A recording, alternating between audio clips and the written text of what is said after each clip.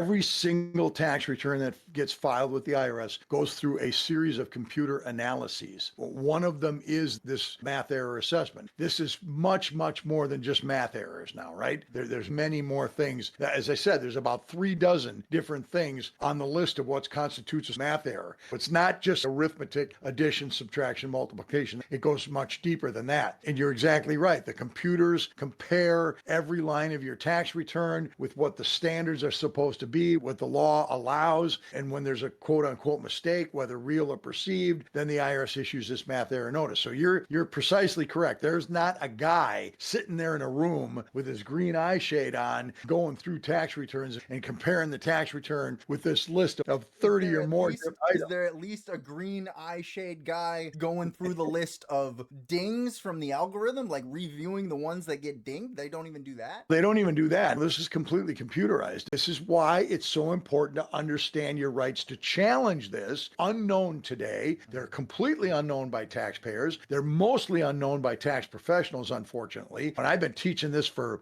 45, almost 50 years, Josh, this response to these math error notices. And it just, unfortunately, the tax professional community just doesn't pick up on this stuff the way they should. And it's because the procedures are so confusing and little understood